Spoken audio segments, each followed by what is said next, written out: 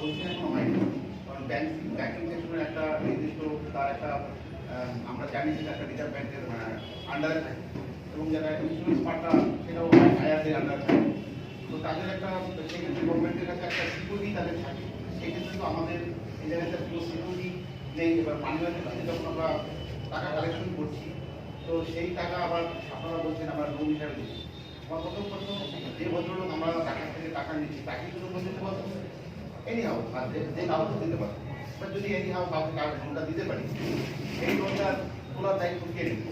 ধরুন সে দিতে পারবে না এবং যে মানে টাকাটা রাখবো সেটা আমরা জানি যে ব্যাংকিং আপনার দপ্তরে টাকাটা আপনার রাখবেন, সে যেখান থেকে মানে সেটা তুলে নিতে পারে, যেগুলো ট্রান্সফার এটাই আমার কি তুলে নিতে পারে।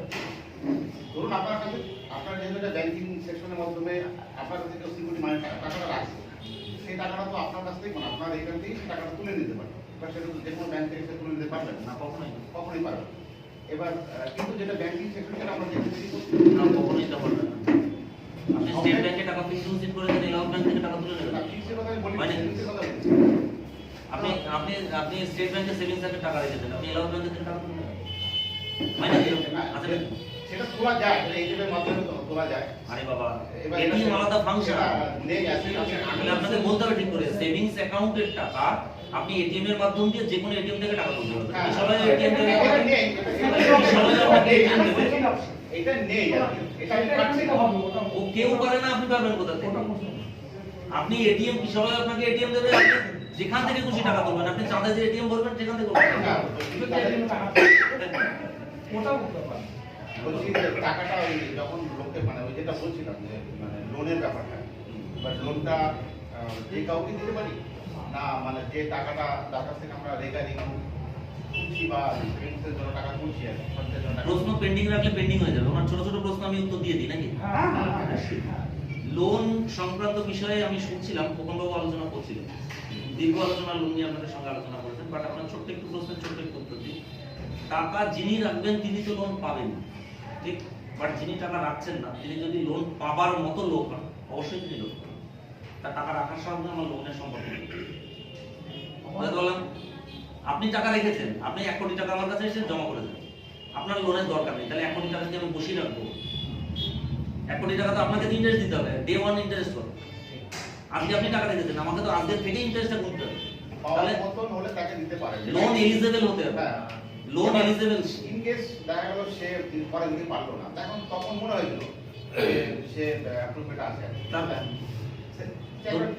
শুনুন, আমার মনে হচ্ছে আপনি খুব ভালো মানুষ, আপনারও মনে হচ্ছে সুব্রতবাবু খুব ভালো মানুষ, ঠিক।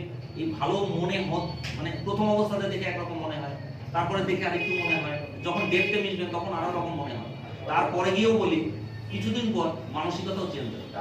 আমি এখন আজকে ভালো আছি, কালকে আপনি খারাপ হয়ে যেতে পারি, আমি খারাপ হতে পারি, সেটা ঈশ্বর বিচার করবে।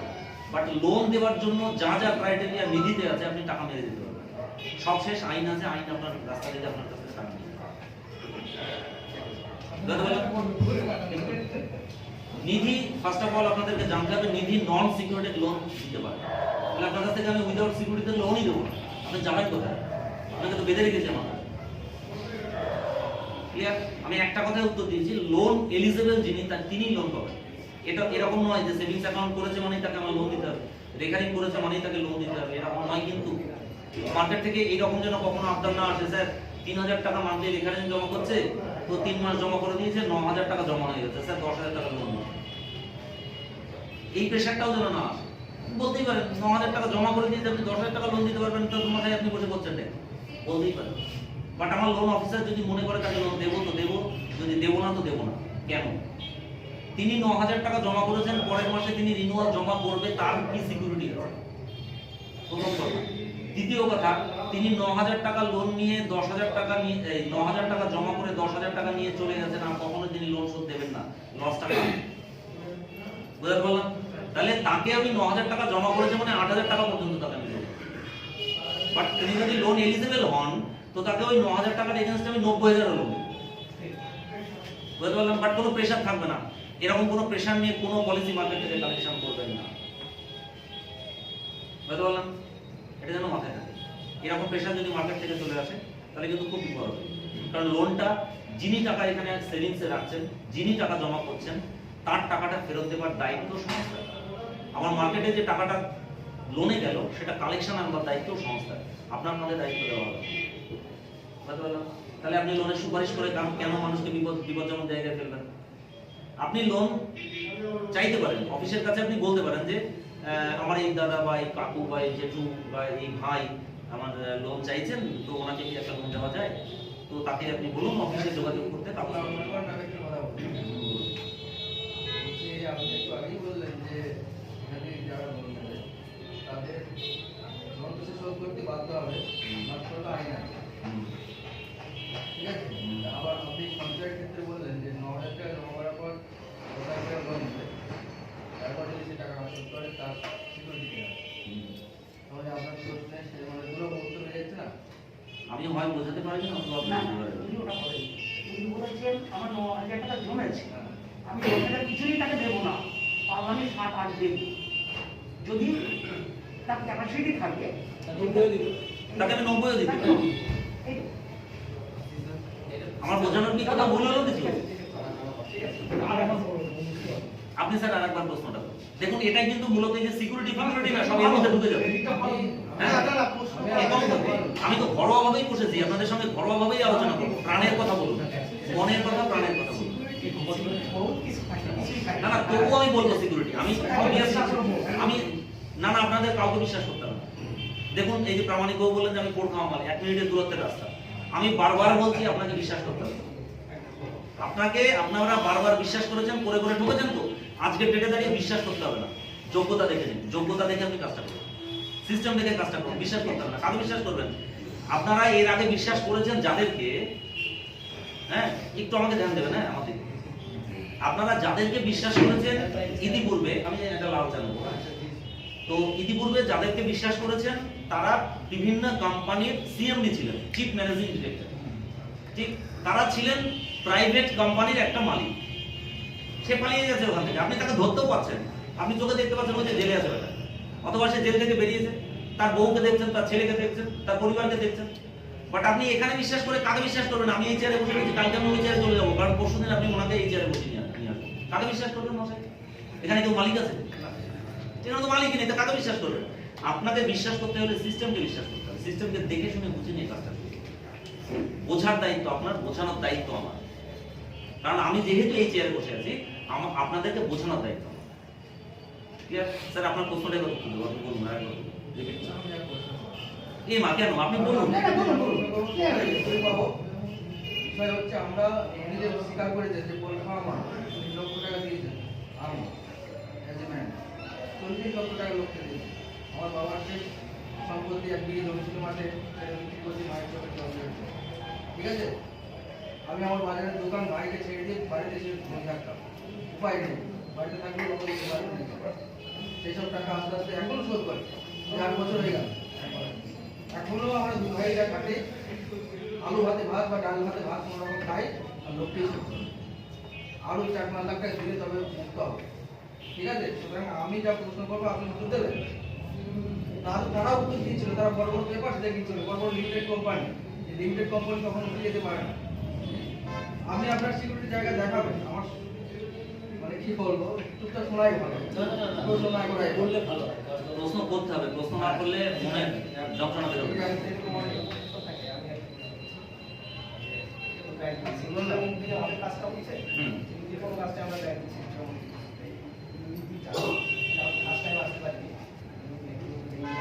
বলুন বলুন। জোরে বলেন, একটু জোরে বলেন। বিষয়টা হচ্ছে যে এই ডিজিটাল সঙ্গে ব্যাংকিং এর সেক্টরের যে যোগাযোগটা, এটা কর্পোরেট হিসেবে কাজ করছে না কিভাবে কাজটা করছে? নীতি ভার্সেস ব্যাংকিং, তাই তো? নীতির সঙ্গে ব্যাংকের কি সম্পর্ক বা অন্যান্য ব্যাংকের সঙ্গে এটা কিভাবে কাজ করছে, বিষয়টা কিভাবে কি কাজ করছে? কিভাবে কাজটা করছে? এটা একদম সাধারণ প্রশ্ন, আমি উত্তরে চলে আসছি এসব জায়গা দিয়ে। সিকিউরিটির ব্যাপারটা নিয়েও আপনাদের সঙ্গে একটু ঢুকি। আমার কথার মধ্যে যে আপনার উত্তর পেয়ে যাবেন সব, হ্যাঁ? আমি তারপরে একটা একটা করে বলছি। অভিজিৎ বাবু বা খোকন বাবু যেটা বললেন আপনাদের কাছে, আমি আমি ভালো শুনিনি, তবে শুনছিলাম লোন নিয়ে বা সিকিউরিটি নিয়ে এসব নিয়ে আলোচনা করছিলেন আপনাদের সঙ্গে। বাট আমি একটু গোড়ার কথা বলি, আপনার এই প্রশ্নটার উত্তরটা বেরিয়ে আসবে। কৃষক ইন্ডিয়া নিধি লিমিটেড, এই নামটাকে আগে জাজমেন্ট করুন। স্যার আপনার নাম কি বললেন? হ্যাঁ, একটু জোরে বলুন। আব্দুল মোতালেব শেখ। ক্লিয়ার? শুনলেন আপনারা? আব্দুল মোতালেব শেখ। উনি হিন্দু না খ্রিস্টান না জৈন না বৌদ্ধ, আপনারা বলতে বুঝতে পারছি আমরা বলতে। ক্লিয়ার? একটা নামের মধ্যে না অনেক কিছু লুকিয়ে থাকে। আমরা যে কনসেপ্ট নিয়ে এখানে আলোচনা করতে বসেছি, ডোন্ট টেক ইট আদারওয়াইজ, তো আমরা যে কনসেপ্ট নিয়ে এখানে আলোচনা করতে বসেছি, কনসেপ্টটার নাম কি, ফুল নাউনটা কি কেউ জেনেছেন এখনো? যারা একদম নতুন তারা জানেননি, যারা একটু পুরনো, যারা দুবার একবার শুনেছেন তারা হয়তো নামটা জানেন। কিশলয় ইন্ডিয়া নিধি লিমিটেড। ক্লিয়ার? জাস্ট এইটুকু নিয়ে যদি আমি ক্লিয়ার করি, আপনাদের টোটাল প্রশ্ন ক্লিয়ার হবে। কিরকম? কিশলয়টা হচ্ছে একটা ব্র্যান্ড। কিশলয়টা জাস্ট একটা ব্র্যান্ড, পুরোটা আমার নাম কিশলয় ইন্ডিয়া নিধি লিমিটেড। বাট আমি একটু ভেঙে বলি, কিশলয়টা জাস্ট একটা ব্র্যান্ড, এর সঙ্গে একটা পদবি লাগিয়ে দিয়েছে গভর্নমেন্ট, যেটা ইন্ডিয়া। ক্লিয়ার? আমি আবার রিপিট করছি, কিশলয়টা একটা ব্র্যান্ড, তার সঙ্গে একটা পদবি জুড়েছে গভর্নমেন্ট, যেটা হচ্ছে ইন্ডিয়া। কিশলয় ইন্ডিয়া, যেটা নিয়ে আমরা কাজ করছি কনসেপ্ট হলো নিধি। কিশলয় ইন্ডিয়া নিধি, কনসেপ্ট নিধি। কনসেপ্ট কিন্তু ব্যাংক নয়, কনসেপ্ট কিন্তু আদারওয়াইজ অন্য কিছু নয়, কোনো প্রজেক্ট ওরিয়েন্টেড কিছু নয়। তাহলে আমরা কনসেপ্ট নিধি, কিশলয় ইন্ডিয়া নিধি, পেছনে আছে লিমিটেড। লিমিটেডের আগে পরে ব্র্যাকেটে কিছু নেই। লিমিটেডের আগে পরে ব্র্যাকেটে যদি কিছু থাকতো তাহলে পিভিটি যুক্ত থাকতো, আদারওয়াইজ অন্য কিছু থাকতো। তাহলে লিমিটেড মানে হচ্ছে পাবলিক লিমিটেড, এটা আমরা প্রত্যেকেই জানি, কারণ আপনারা কেউ বলছেন পোড় খাওয়া, কেউ বলছেন গুঁতো খাওয়া, কেউ বলছেন ঘর পোড়া। তাহলে আপনারা এই লিমিটেড আর প্রাইভেট লিমিটেড সম্পর্কিত আপনাদের ধারণা থাকা উচিত। তাহলে এই লিমিটেড কথার অর্থটা যদি আপনারা জেনে যান, তাহলে ব্যাপারটা পরিষ্কার হয়ে যাবে, সিকিউরিটির পার্টটাও পরিষ্কার হয়ে যাবে। লিমিটেড হচ্ছে পাবলিক লিমিটেড, অর্থাৎ পাবলিককে নিয়ে কাজ। লিমিটেড সংস্থারা কখনোই মালিক দ্বারা পরিচালিত হয় না। লিমিটেড কথার অর্থ হচ্ছে লিমিট থেকে লিমিটেড কথাটা এসেছে। লিমিট মানে কি? একটা সীমাবদ্ধ এর মধ্যে থাকা। তাহলে আজকের ডেটে লিমিটেড মানে হচ্ছে একটা আইনের মধ্যে গণ্ডিবদ্ধ থাকা। ক্লিয়ার? আমার কনসেপ্ট কি একটু আগে আমি ক্লিয়ার করছি, বলবার চেষ্টা করছি। আমার কনসেপ্ট কি? নিধি। তাহলে নিধি লিমিটেড, অর্থাৎ একটা আইন দ্বারা পরিচালিত, আইনের মধ্যে একটা সীমাবদ্ধ অবস্থাতে এই নিধি পরিচালিত হয়। তাহলে আইনটাকে কে তৈরি করেছে জানবার বিষয়? নিধির আইনটাকে পরিচালিত করে বা তার গাইডটা করে হচ্ছে RBI, reserve bank of India. Very simple question, এরা যেহেতু পাবলিক মানি নিয়ে কারবার করছে আর টাকা পয়সা সংক্রান্ত বিষয়ের হর্তা কর্তা বিধাতা হচ্ছে আরবিআই। আরবিআই কি নিজে আইন তৈরি করতে পারে? পারে না। আরবিআই কে কে আইন দিয়ে দিচ্ছে? আইন দিয়ে দিচ্ছে কিন্তু মানুষ, মিনিস্ট্রি অফ কর্পোরেট অ্যাফেয়ার্স, অর্থ মন্ত্রক। অর্থ মন্ত্রক থেকে একটা আইন তৈরি হচ্ছে এবং সেটা সংশোধন হচ্ছে। যুগের পরিবর্তন, সময়ের পরিবর্তন, অবস্থার পরিবর্তন কারণে আইনের পরিবর্তন।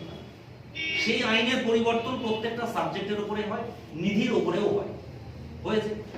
লাস্ট আপনারা কাগজপত্রে দেখবেন 2014 সালের আইন অনুযায়ী নিধিগুলো সব বিভিন্ন স্টেটে লঞ্চ করছে বা করেছে। বাট এখনো গেজেট বের হয়নি যে 2019-এও 2020-তেও নিধির আইনের উপরে কিন্তু আবার রেক্টিফিকেশন। কি রেক্টিফিকেশন হয়েছে? ছোট ছোট ইন্টারনাল ব্যাপার, বাট রেক্টিফিকেশন হয়েছে। নিধির উপরে নিয়ম এনেছে যে এই পেপারসগুলো আপনাদেরকে আবার নতুন করে তৈরি করতে হবে, এই পেপারসগুলো আপনাকে সাবমিট করতে হবে গভর্নমেন্টের কাছে। আইন ছিল না, প্রয়োজন হয়েছে, তাই আইনের পরিবর্তন। তাহলে আমার কনসেপ্ট নিধি, আমার কনসেপ্টকে পরিচালিত করে আরবিআই তার একটা নির্দিষ্ট আইনের মাধ্যমে, যে আইনটাকে বলা হয় articles of memorandum, articles of association, তাই তো? এই জায়গাটাকে যদি আপনি দেখে নিতে পারেন তাহলে আপনি বুঝে যাবেন আরবিআই কি কি গাইডলাইন দিয়েছে।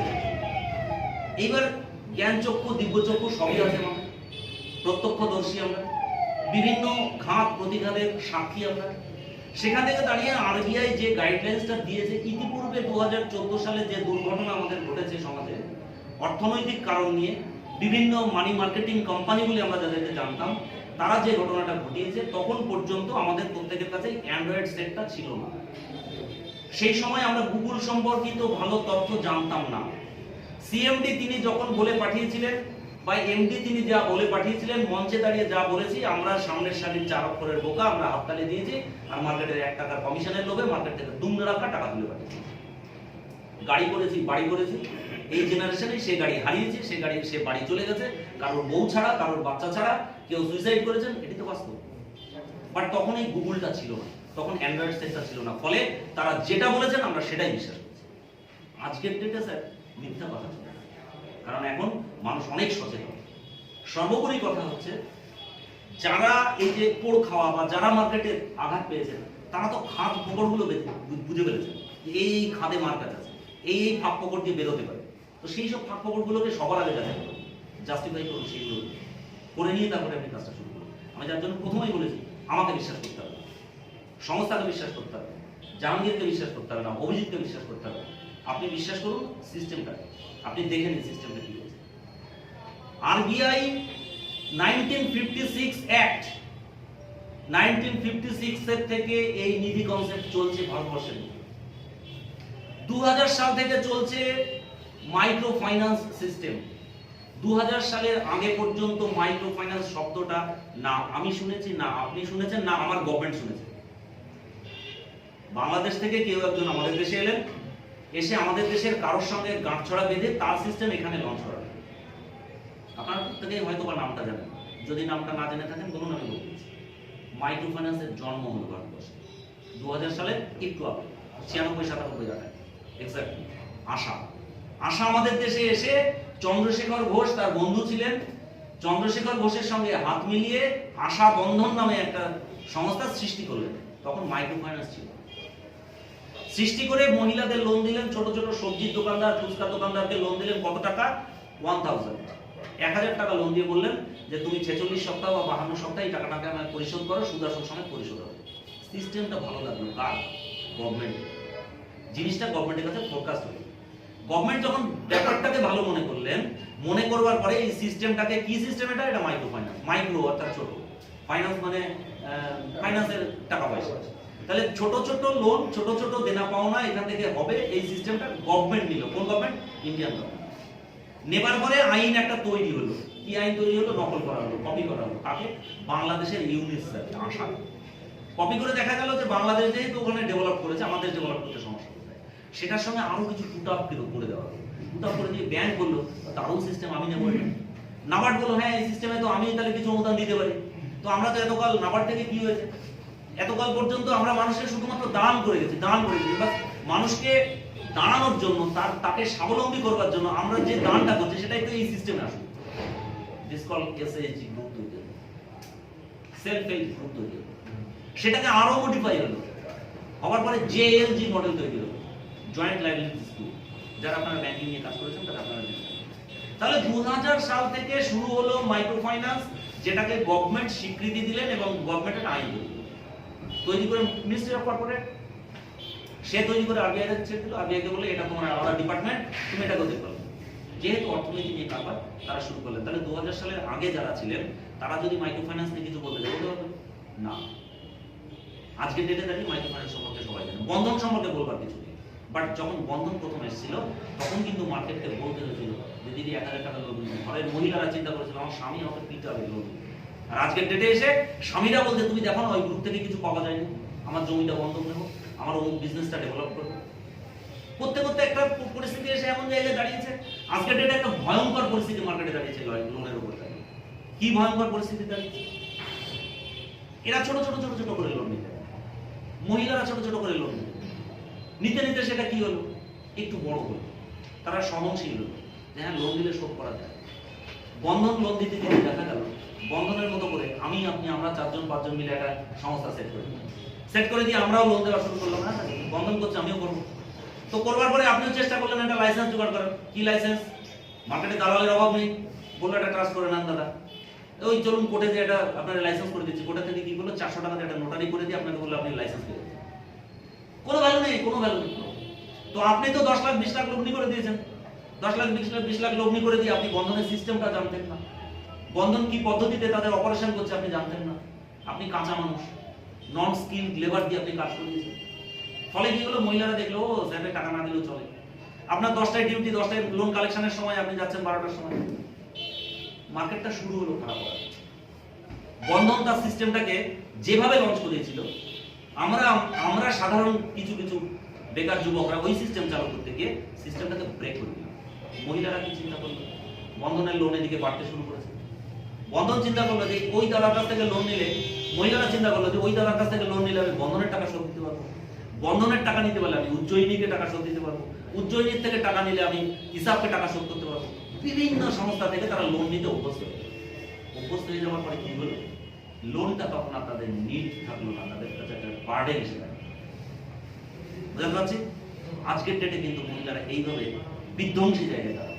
বাট আপনি একটা কথা বলুন তো, আমরা ছোট থেকে সেভিংস করে অভ্যস্ত ছিলাম, একদম ছোট থেকে, যখন আমরা ছোট্ট ছিলাম, যখন আমার রোজগার ছিল না, যখন আপনার রোজগার ছিল না প্রামাণিক, তখন আপনার সেভিংস ছিল। যখন আপনার শিশুর রোজগার নেই, তার সেভিংস আছে, আপনার নেই কেন? আপনি বলুন স্যার, এবার কোন কথা বলছেন? অবভিয়াসলি আপনি মাটির ঘর কেনেননি, কে বলুন তো? এই ঘরের মধ্যে বসে আছি, মাটির ভান্ডার কাঠ ছিল না। যখন মাটির ভান্ডার ছিল তখন তো আমার রোজগার ছিল না। তখন আমি চিন্তা করতাম যে দুর্গাপূজার সময় বা আমার ঈদের সময় বা মহরমের সময় আমি ওটা ভাঙবো, ভেঙে আমি সেটা থেকে খরচ করবো। তখন আমার মানসিকতা ছিল সেভিংস করবো। আজকের ডেটে আমি রোজগার করছি, বাট আমার কাছে সেভিংস নেই। তার কারণ আমি লোন নিতে নিতে এমন বাজে পজিশনে পৌঁছেছি যে আমার কাছে 1 টাকা 2 টাকা 5 টাকা জমি আমার দ্বারা কিছু হবে না। এটা আমি বুঝতে পারি, এটা সমাজের মানে জর্জরিত অবস্থা। এই জায়গাটাকে রিকভারি করবার জন্য নিধি ওয়েস্ট বেঙ্গলে লঞ্চ হলো। নিধি কি বললো, আরবিআই কি বললো? আরবিআই গাইডলাইন্সের প্রথম কথাতে বলছে, দেখুন 1956 সালে গভর্নমেন্ট বুঝতে পেরেছিল যে মানুষকে সঞ্চয়ী হতে হবে, সঞ্চয় করতে হবে। সমবায় সমিতিগুলো আরো আগে জন্ম, সমবায়েরও আগে আরো অন্যান্য কিছু জন্ম ছিল। 1930-32 সালে সমবায় সমিতি আছে, দেখবেন সমবায় সমিতিতে মানুষ লোনের জন্য যেত, সেখানে সেভিংস করত। তাহলে এই জমানো সিস্টেম ছিল। তাকে রেক্টিফিকেশন করতে করতে কিন্তু 1956 সালে সে গভর্নমেন্ট বুঝেছিল যে মহিলাদের কাছে, পুরুষদের কাছে ছোট ছোট সঞ্চয়ের জন্য পৌঁছানোর দরকার। ছোট ছোট ভাবে তাদের কাছে অর্থনৈতিক পরিষেবা দেবার জন্য মানুষের যাওয়া প্রয়োজন। কিন্তু এটার একটা গণ্ডি ছিল, একটা ছোট্ট একটা গণ্ডির মধ্যে রাখা। আজকের ডেটেও আমরা সেই গণ্ডির মধ্যে দাঁড়িয়ে কাজ করছি। সেই গণ্ডিকে আরো বড় জায়গা দেওয়ার জন্য এলো ব্যাংক। ব্যাংক এসে কি করলো? ব্যাংক এসে তাদের মতো করে তাদের ব্যবস্থাপনা করলো। নাবার্ড তাদের পাশে দাঁড়িয়ে ক্যাম্পেইনিং শুরু করে দিল। আজও করে নাবার্ড মানে বিশ্ব ব্যাংক। নাবার্ডের কর্ণধাররা, নাবার্ডের বিভিন্ন প্রতিনিধিরা আজও পর্যন্ত গ্রামে গ্রামে বিভিন্ন জায়গাতে বিভিন্ন মহল্লাতে গিয়ে তারা ক্যাম্প করে, মহিলাদের নিয়ে মিটিং করে, পুরুষদের নিয়ে মিটিং করে, গ্রামের লোকদেরকে নিয়ে মিটিং করে। করে কি বলে? আপনারা ব্যাংক মুখে আসুন, আপনারা মহাজনী প্রথা থেকে বেরিয়ে আসুন। বলে তো, বলে না, বলে কিনা? তো তারা ব্যাংকের হয়ে যদি প্রচার করছে, আজকে যারা 200 বছর ধরে যে ব্যাংক পরিষেবা দিচ্ছে, সেই ব্যাংকের হয়ে গভর্নমেন্ট, নাবার্ড তারা প্রচার করছে। কেন প্রচার করছে? মহাজনী প্রথা থেকে বেরিয়ে আসবে, তাদেরকে সেভিংস করবার জন্য। বাট মানুষ কি সচেতন? মানুষ কি ব্যাংকে পৌঁছেছে? পৌঁছায়নি। ওসব কর্ণপাত আসেনি মানুষের। কখন কর্ণপাত হলো? জব কার্ডের টাকা পঞ্চায়েত থেকে আর দেওয়া হবে। জব কার্ডের টাকা পোস্ট অফিস থেকে নিতে যাবে। চলো ভাই লাইন ধরে পোস্ট অফিসে বই করো। দেখলো পোস্ট অফিসে নানান ঝামেলা, ওখানেও ডুপ্লিসিটি চলছে। গভর্নমেন্ট কি করলো? না না, জব কার্ডের টাকা ব্যাংক থেকে নিতে হবে। মানুষ বাধ্য হলো ব্যাংকে পৌঁছাতে, অর্থাৎ ম্যান্ডেটরি হলো ব্যাংকের অ্যাকাউন্ট। স্কুলের বাচ্চাদের জামা কাপড়ের পোশাক আশাক নানান রকম মার্কেট চলছিল, বললো বাচ্চাদের অ্যাকাউন্টে টাকা দিয়ে দেবো, তুমি বাড়ির থেকে বানিয়ে নেবো। ম্যান্ডেটরি হলো ব্যাংক অ্যাকাউন্ট। মানুষ পৌঁছাতে বাধ্য। বললো বৃদ্ধ ভাতার টাকা পঞ্চায়েত থেকে হবে না, বৃদ্ধ ভাতার টাকা আপনাকে ব্যাংক থেকে নিতে হবে। তাহলে ম্যান্ডেটরি হলো ব্যাংক অ্যাকাউন্ট। ক্লিয়ার? ব্যাংক তো মানুষ বুঝলো। ব্যাংকে গেলে কি পরিষেবাটা হয়? ব্যাংক কাদের জন্য? ব্যাংক তাদের জন্য যাদের হিউজ টাকা আছে, যারা কন্টিনিউ লেনদেন করছে। বাট আজকে যেটা দাঁড়িয়ে দেখবেন, ন্যাশনালাইজড ব্যাংক, প্রাইভেট ব্যাংকে আপনি এসব পরিষেবা নাই। জনধন অ্যাকাউন্ট বলুন, অমুক বলুন, তমুক বলুন, জব কার্ডের টাকা বলুন, যা তো এইচডিএফসি ব্যাংকে করে দেয় নাকি আপনার একটা অ্যাকাউন্ট। কেন দেবে না? আমি আসছি একটু সময়। তাহলে কি হলো, মানুষ ন্যাশনালাইজড ব্যাংকে অ্যাকাউন্ট করতে শুরু করবে। শুরু করবার পরে একটা বৃদ্ধা মহিলা, তিনি হয়তো টুকটুক করে তার নাতির কাঁধে ভর দিয়ে এসে লাইনে দাঁড়িয়েছেন। সিম্প্যাথি নেই, কারোর জন্য সিম্প্যাথি নেই। এসে যখন তার একটু হয়তো লেখাতে একটু ভুল হয়েছে বা টিপসইতে একটু ভুল হয়েছে, কাউন্টার থেকে বলা হচ্ছে চলুন তো এখান থেকে, শুনুন তো এখান থেকে। আরে ভাই, এরাই বা করবে না, অপোজিটটাই তো ভাবনা, তারাই বা করবে নাকি? এত প্রেশার নেবে কি করবে? তার ডিউটি তো মাত্র 6 ঘন্টা বা 7 ঘন্টা বা 8 ঘন্টা, তাকে তো বাড়িতে ফিরতে হবে। আলটিমেট কি হলো, মানুষের পরিষেবায় বেশ কিছুটা ঘাটতি। ওই মানুষটাকে সেভিংস করা শেখানোর জন্য 1956 অ্যাক্টেই এই নিধির জন্ম ছিল, যেমনটা ছিল সমবায়। পশ্চিমবাংলার মানুষ জানতেন না সিস্টেমটা, কারণ বিভিন্ন ব্যাংক পশ্চিমবাংলার উপরে এসে জুড়ে বসে আছে। বিভিন্ন ব্যাংক আজকের ডেটে বড় ব্যাংক, প্রাইভেট ব্যাংকের স্টাফরা ফোন করছে, স্যার আমি যাচ্ছি আপনার কাছে একটা কারেন্ট অ্যাকাউন্ট করুন, বলছে না?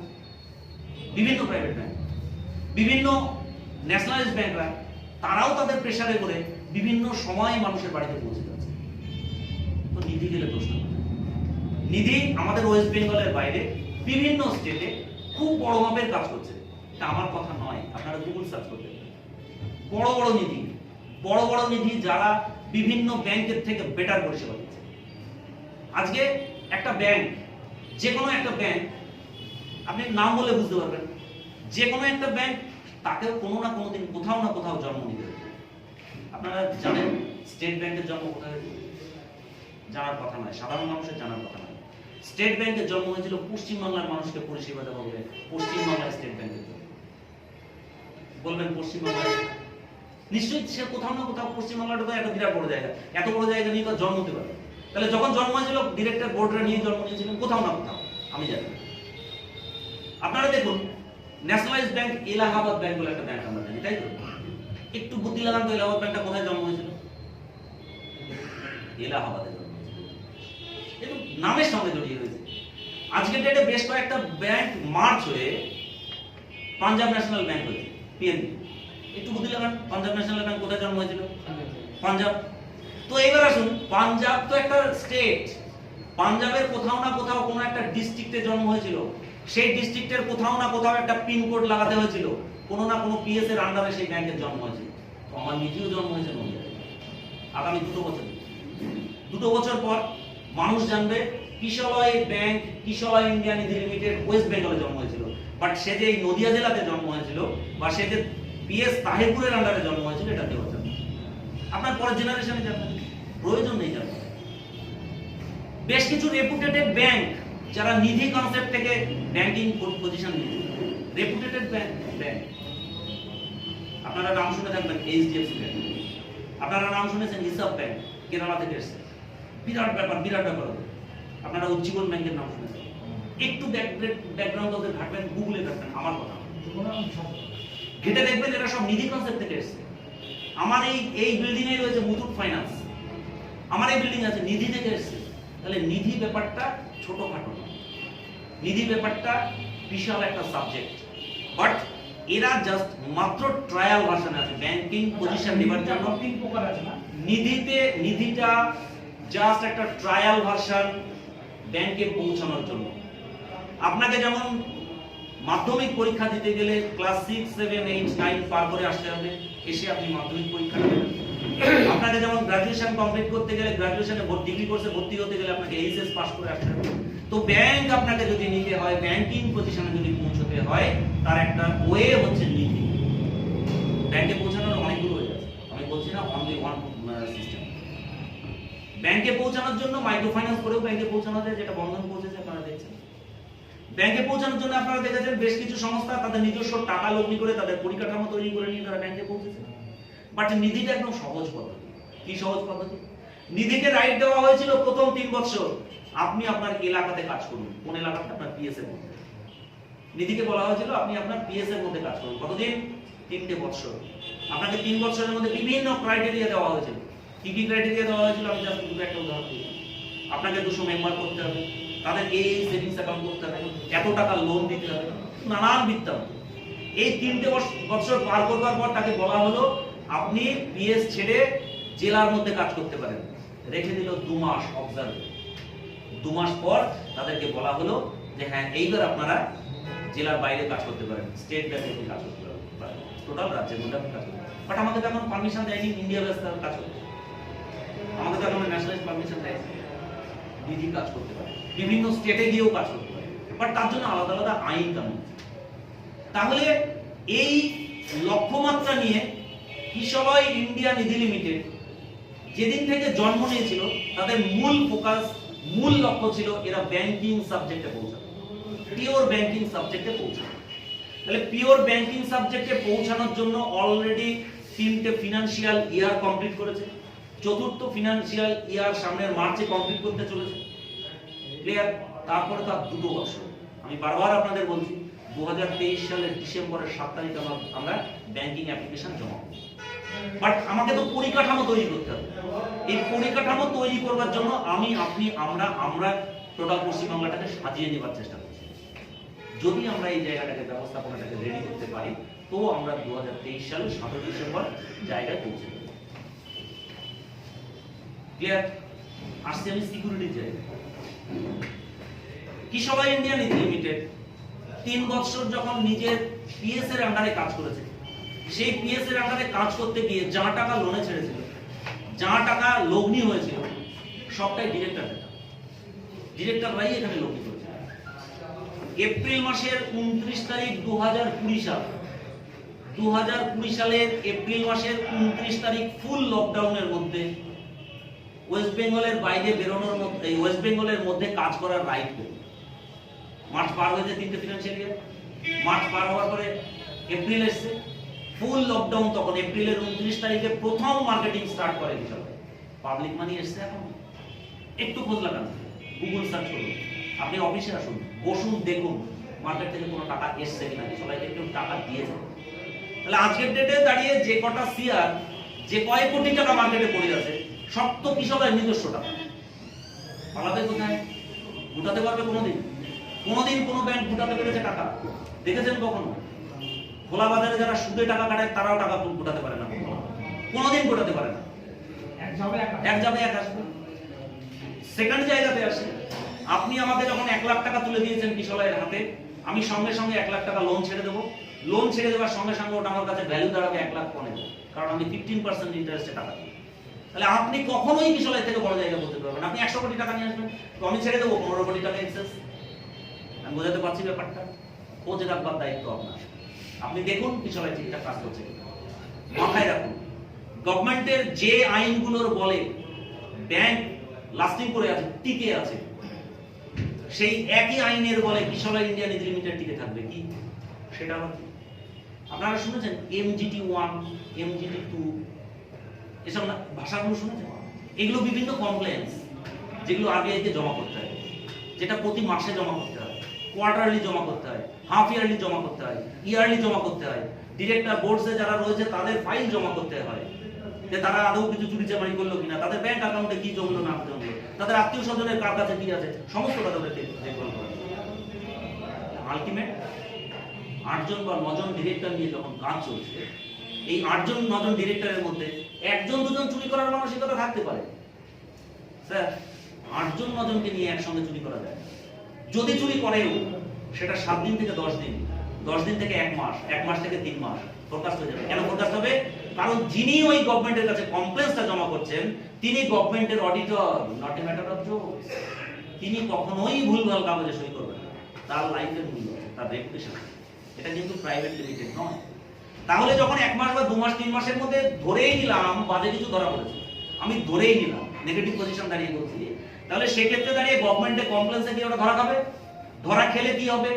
পাবলিক মানি নিয়ে কাজ করেছে এরকম কোন সংস্থা, ব্যাংক থেকে শুরু করে, সমবায় থেকে শুরু করে, ন্যাশনালাইজ ব্যাংক থেকে শুরু করে, আপনি দেখান একটা উঠে গেছে। হ্যাঁ, ডিরেক্টররা ঘেরা খেয়েছে, বহুবার ঘেরা খেয়েছে, আমরা দেখেছি চোখের সামনে। তো এখানে কি হবে? আমার নাম সুব্রত মৈত্র, আপনারা জানেন, আমার পাসপোর্টটাকে সার্চ করবেন, তার গভর্নমেন্টের কাছে দেওয়া আছে। আমার গায়ে যা সোনা গয়না আছে তা গভর্নমেন্টের কাছে দেওয়া আছে। আমার যা ল্যান্ড আছে তা গভর্নমেন্টের কাছে দেওয়া আছে। আমার যা বাড়ি ঘর আছে তা গভর্নমেন্টের কাছে দেওয়া আছে। তাহলে আমি দেশ ছেড়ে পালাতে পারছি না। 1 টাকা চুরি করে মৃত্যুবরণ করতে হবে। নিশ্চয়ই আমি চাইবো না যে এত বড় একটা সংস্থা দাঁড় করে আমি মৃত্যুবরণ। এর বাইরে কি আছে? গভর্নমেন্ট যখন কমপ্লেন্সে কোনো রিপোর্ট ধরা পড়বে, সেই রিপোর্টের এগেইনস্ট আমাকে কোমরে দড়ি দিয়ে বা ডিরেক্টর বোর্ডকে কোমরে দড়ি দিয়ে ভরে দেবে। ভরে দেওয়ার পরে বলবে প্রামাণিকবাবু আসুন আপনি সংস্থাটা চালান। সে দেখবে কার শেয়ারের টাকা বেশি আছে, কে বিজনেসটাকে দেখভাল করতে পারবে। আরবিআই রিজনাল ডিরেক্টর এখানে তার ডিরেক্টরশিপ বসিয়ে দেবে। তাদের মধ্যে থেকে স্যার, আপনাদের মধ্যে থেকে। কারণ আপনাদের প্রত্যেককে 10 টাকা করে শেয়ার দেওয়া আছে। আপনাদের এই চেয়ারে বসবার অধিকার আছে। এই সংস্থার প্রত্যেকটা কোনায় কোনায় আপনার সহযোগিতা রয়েছে। তাহলে এখানে সেই সমস্যাটা নেই। Just example, Punjab national bank PNB 1-2 বছর আগে খবরের কাগজে বিরাট কিছু হয়ে গেল, পাঞ্জাব ন্যাশনাল ব্যাংক উঠে যাবে, তার অ্যাকাউন্ট থেকে উঠে যেতে তমুক হয়েছে, নানান কিছু কাহিনী হলো। বাট আজকের ডেটে দাঁড়িয়ে ইউবিআই, ইউনাইটেড ব্যাংক নদিয়া জেলা লিডিং ব্যাংক, খুব মন দিয়ে শুনবেন কিন্তু আমার কথা, UBI united bank of India, সে আজকের ডেটে নদিয়া জেলার লিডিং ব্যাংক। লিডিং ব্যাংক কাকে বলে? স্টেট ব্যাংকের টাকা ফুরিয়ে গেলে ইউবিআই সাপ্লাই দেবে, আবার এক্সিস ব্যাংকের টাকা উদ্বৃত্ত হলে ইউবিআই এসে জমা করবে। সমস্ত ব্যাংকের উদ্বৃত্ত টাকা ইউবিআই নেবে, কারোর টাকা ফুরিয়ে গেলে তাকে ইউবিআই জমা করবে। তাহলে ইউবিআই নামে কোনো দোষ নেই তো? আছে। ইউনাইটেড ব্যাংক অফ ইন্ডিয়া, তার রেপুটেশন ভালো, বড় পরিষেবা দিচ্ছে, তারা 200 বছর ধরে পরিষেবা দিচ্ছে। বাট কি এমন হলো ইউবিআই চলে গেল পিএনবির সঙ্গে, যে পিএনবির নামে দুদিন আগে ঘটনা শুনলাম বন্ধ হয়েছে পিএনবি। কিছুদিন আগে আমরা শুনেছি ইয়েস ব্যাংক সম্পর্কে বিরাট কিছু ঘটনা। মানুষ চিন্তা করলো আমার টাকা বোধহয় গেল, এই গেল 20,000-এর বেশি টাকা তোলা যাবে না ইয়েস ব্যাংক, পেপারে ফলো করে দিত। কি হয়েছে? ইয়েস ব্যাংক এমন একটা ব্যাংক যা ভারতবর্ষের বাইরে তার নিজস্ব ব্রাঞ্চ রয়েছে। এত সস্তা ইয়েস ব্যাংক উঠে যাবে? ভারতবর্ষের অর্থনীতি ধ্বংস হয়ে পড়বে ইয়েস ব্যাংক যদি কোনো ডিস্টার্ব হয়। কে ট্যাকেল করলো এই পিএনবি কে? কে ট্যাকেল করলো? 4-5টা ব্যাংকে কে মার্চ করালো? কি পদ্ধতিতে মার্চ করালো? ওই রিজনাল ডিরেক্টর। বুঝাতে পারছি? যেহেতু এরা পাবলিক মানি নিয়ে কাজ করছে।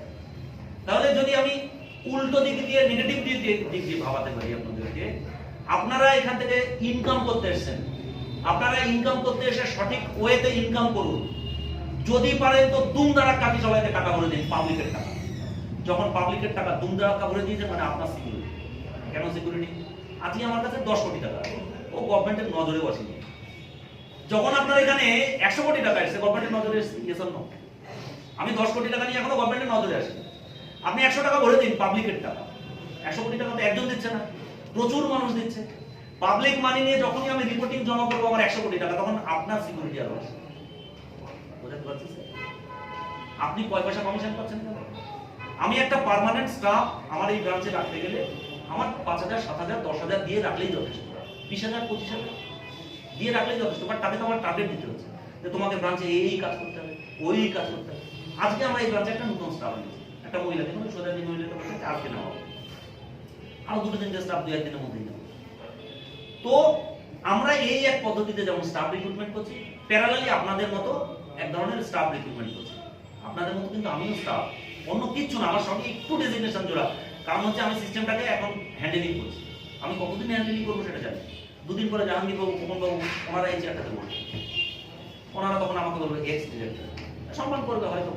আর যদি চুরি চাষামি করে তো দিলে থাকবো, বলবে এক্স ডিরেক্টর শুভ তুমি তো বাতিল মাত্র মানটা দিলে। বাট আমি এখন এটা বাস্তব কথা বলছি। তাহলে সেক্ষেত্রে দাঁড়িয়ে আপনারা যে ইনসেনটিভটা পাচ্ছেন সেই ইনসেনটিভটা স্যালারির সমান। কি স্যালারির সমান? এরা যা ভলিউম নিয়ে বিজনেসটা করছে, এদেরকে যে মাইনে দেওয়া হয়, এরা কারা? যারা এখানে বসে কাজটা করছে, তারা যে ভলিউম নিয়ে যা স্যালারি পায় আপনাদেরকেও সেই স্যালারি দেওয়া, ইনসেনটিভ দেওয়া। আপনাদের হাতে সময় নেই 5 ঘন্টা 10 ঘন্টা ডিউটি করা, আপনারা 10,000, 5,000 খুশি না, আপনাদের দরকার 2 লাখ, 1 লাখ, 5 লাখ, তো ভলিউম সেখানেই সেট করে দেওয়া আছে। বোঝাতে পারছি? তো আপনারা কাজ করুন, বিন্দাস কাজ করুন। আপনাদেরকে দেখুন, আজকে ব্রাঞ্চ ম্যানেজারকে আমি ফোন করে, সকালে আমাকে ফোন করেছে, স্যার আমার এই স্টাফ দরকার, অমুক দরকার, তমুক দরকার। আমি ব্রাঞ্চ ম্যানেজারকে বললাম যে আমার অ্যাজ সুন অ্যাজ পসিবল একটা ক্যাশিয়ার দরকার, আপনি রিক্রুটমেন্ট করেন। ওনার হাতে যদি রিক্রুটমেন্ট পাওয়া থাকে তো আপনার হাতে থাকলে আমার সমস্যা। বোঝাতে পারছি? এই তো সিস্টেম, আর এর মধ্যে কিছু জটিলতা কিছু নেই, শিখবারও কিচ্ছু নেই। কি শেখার আছে? 4টে টেবিল আমাদের policy, RT, FD, MIS, fixed deposit, 4টে সিস্টেমে 1, 2, 3, 5 এই 4টে টেবিল, ব্যাস। এই তো, আর কিছু নেই। এটাকে নিয়ে কাজ করুন, ঝাঁপিয়ে করুন। বিশ্বাস আনবার জন্য আরো বেশি গুগল সার্চ করুন, আরো বেশি গুগল সার্চ করুন। নিধির রুলস এর প্রথম কথাতে লেখা আছে, একদম প্রথম পয়েন্টটাতে লেখা আছে, যে আপনি মানুষকে সেভিংস করানো শেখান, গ্রাস রুট থেকে সেভিংস করানো শেখান, তাহলে আমি গ্রাস রুট নিয়ে কাজ করব, এটা আমার কাজ। দ্বিতীয় কথা লেখা আছে যে আপনি এই যে সেভিংস করাবেন কি কি পদ্ধতি হচ্ছে savings account, recurring, fixed deposit and deposit. ব্যাংকের সঙ্গে আমার কি কি পার্থক্য, আমাকে ব্যাংক পারমিশন দেয়নি, ব্যাংক হতে দেয়নি, আমাকে কি কি পার্থক্য রেখেছে। আমাকে বলে যে আপনি বড় লোকের সঙ্গে কারবার করবেন, ধনী ব্যক্তি, বড় লোক অর্থাৎ ধনী ব্যক্তির সঙ্গে কারবার করবেন না বলেছে মুখে, সেই সঙ্গে কাজে আটকে রেখেছে। কি কাজে আটকে রেখেছে? যে আমি চেক ফ্যাসিলিটি দিতে পারবো, আমি কারেন্ট অ্যাকাউন্ট দিতে পারবো। এটা কাদের প্রয়োজন? সাধারণ মানুষের তো প্রয়োজন, ওটা তো ধনী ব্যক্তির প্রয়োজন। তাহলে এই দুটো তোমাকে আটকে দিয়েছি মানে তুমি ধনী ব্যক্তির সাথে কাজ করতে পারবে না। বলেছে তুমি 5 বছরের বেশি লোন দিতে পারবে না, টার্মস।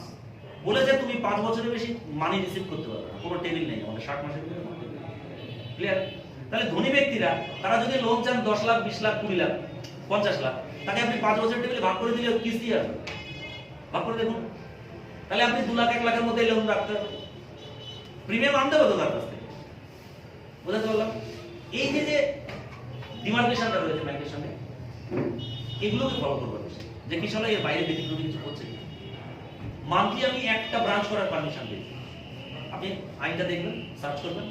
আমি একের বেশি 2টো ব্রাঞ্চ করছি না, আমি করবো না, কারণ আমার লক্ষ্যমাত্রা 23 সালে ব্যাংক পেয়ে যাওয়ার পরে অগাধ সমুদ্রের মধ্যে আমরা করবো, তখন আপনাদের মধ্যে থেকে অনেকেরই স্যালারি স্টার্ট হবে, কাল থেকেও স্যালারি স্টার্ট হতে পারে। আপনারা যে ইনসেনটিভে কাজ করছেন সেই ইনসেনটিভের সঙ্গে স্যালারি জুড়ে যেতে পারে কালকেই। আমি এখানেই আমার ডানে বায়ে অনেকে বসে আছে, এখান থেকে স্যালারি সামনের 1 তারিখ থেকে আরো সংযোজন হচ্ছে, একদম দুজনের সংযোজন হচ্ছে। সংস্থা মনে করেছে যে যা ইনসেন্টিভ আছে সঙ্গে আরেকটু স্যালারি জুড়ে দেওয়া মানে তো একেবারে 2-500 টাকা হতে পারে না, নাকি হতে পারে? তাহলে আপনাদের মধ্যে থেকে সেটাও পেয়ে যাবেন না। কে পাবেন, কিভাবে পাবেন, এটা সময় বলবে, কাজটাকে মন দিয়ে করতে হবে। ভালো লাগলো সাবজেক্টটা।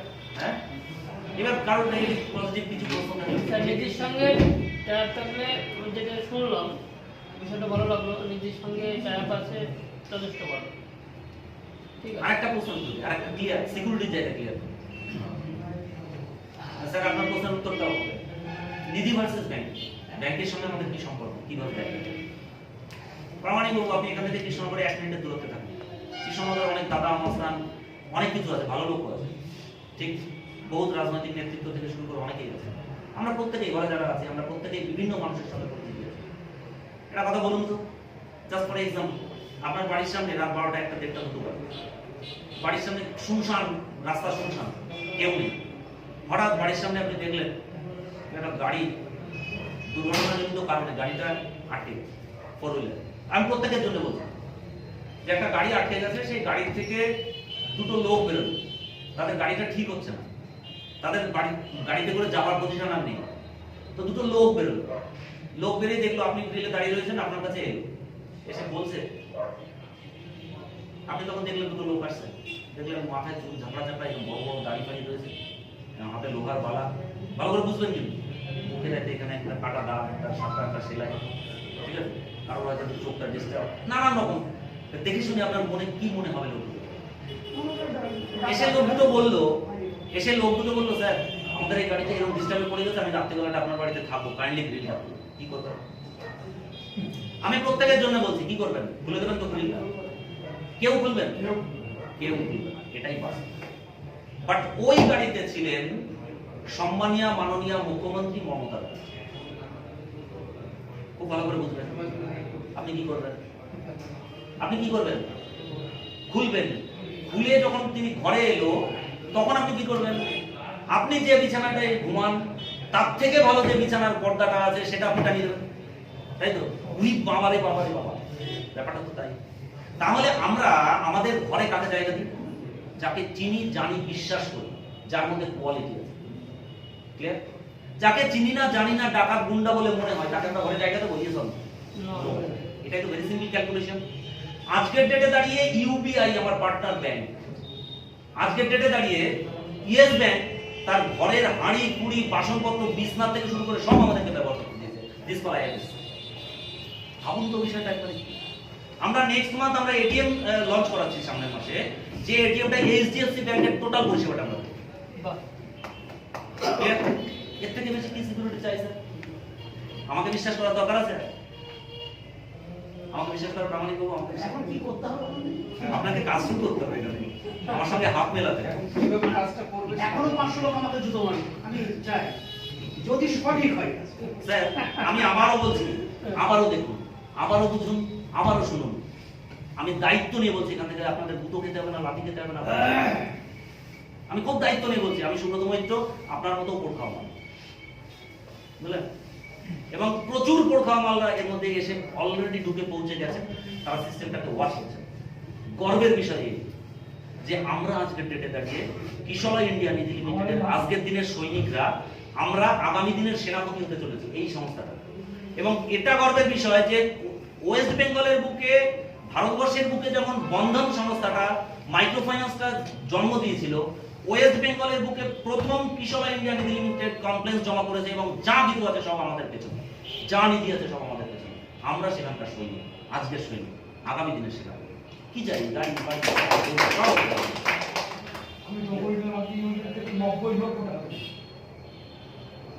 আমি কোন একটা সংস্থায় ছিলাম, পার মান্থ আমার 25 কোটি টাকা ব্যবসা, পার মান্থ। শুনবেন আপনি কোন সংস্থাটার নাম? ভাই ভিডিওটা বন্ধ করুন।